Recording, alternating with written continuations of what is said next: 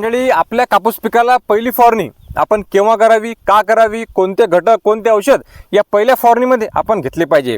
आणि सगळ्यात महत्त्वाचं म्हणजे अतिशय कमी खर्चामध्ये हे कापूस पिकाची पहिली फवारणी आपल्याला करून घ्यायची आहे। हे सविस्तर माहिती आजच्या व्हिडिओमध्ये आपण पाहणार आहे, म्हणून व्हिडिओ तुम्ही पूर्ण पहा। जे आपले शेतकरी बांधव असतील त्यांना शेअर करा आणि सबस्क्राईब करून घ्या, म्हणजे रोजचे व्हिडिओ तुमच्यापर्यंत येत राहतील। आता सगळी पहिला प्रश्न म्हणजे कापूस पिकाला पहिली फवारणी आपण केव्हा करायला पाहिजे। आपलं कापूस पीक ज्यावेळेस 25 ते 30 दिवसानंतर होते त्यावेळेस पहिली फवारणी आपल्याला करून घ्यायची आहे। जास्त लवकरी करू नका आणि उशिरी करू नका। आता कापूस पिकाला पहिली फवारणी हे आपण का बरं करायला पाहिजे, म्हणजे पहिली फवारणी करायची आहे म्हणून करायची असं करायचं नाही आहे, आपल्याला त्या फवारणीचा फायदा झालाच पाहिजे।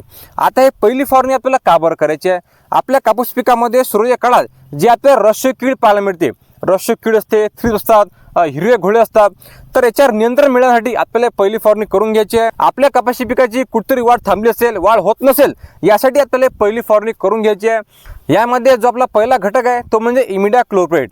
इमिडाक्लोप्रिड हा घटक आपले रश्य कीड चांगल्या प्रकारे नियंत्रण करते। मार्केटमध्ये बऱ्याचशा कंपन्या याचं उत्पादन करतात, तुम्ही चांगल्या कंपनीचं त्या ठिकाणी घ्या।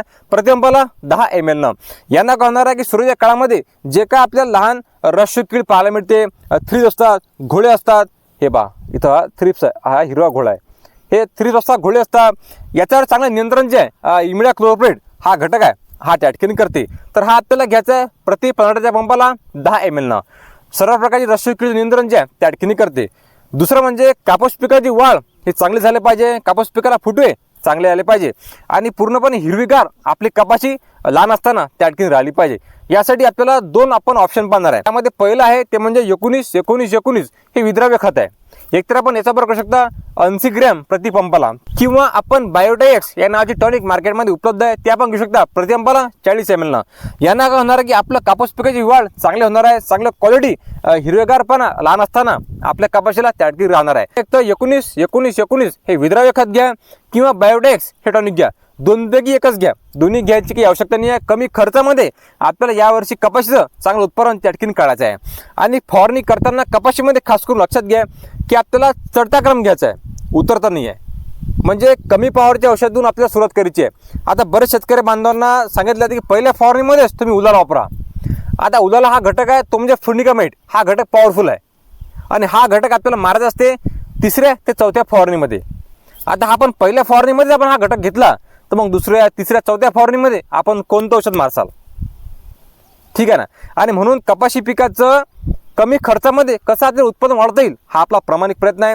आणि म्हणून सुरुवातीच्या काळामध्येच आपल्याला कमी पॉवरचे, कमी किंमतचे त्या ठिकाणी औषध मारायचे आहे। इमिडाक्लोप्रिड हा घटक अतिशय चांगल्या प्रकारे आपल्या कापूस पिकाला जे रश्य कीड असते याच्यावर नियंत्रण मिळवते, म्हणून मागेचं मारायचं काहीच काम नाही, या घटकानंच आपलं पूर्णपणे नियंत्रण जे आहे ते होऊन जाते। आणि म्हणून कापूस पेरणीपासून ते काढणीपर्यंत आणि नंतर कटर करापर्यंत सविस्तर माहिती याच यूट्यूबला, फेसबुकला तुम्हाला पाहायला मिळणार आहे। म्हणून व्हिडिओ तुम्हाला आवडला असेल तुम्ही फॉलो करून घ्या, सबस्क्राईब करून घ्या, म्हणजे रोजचे व्हिडिओ तुमच्यापर्यंत येत राहतील। या व्हिडिओमध्ये आपण थांबणार येताच परत भेटूया नवीन व्हिडिओमध्ये नवीन माहिती घेऊन। जय जवान, जय किसान।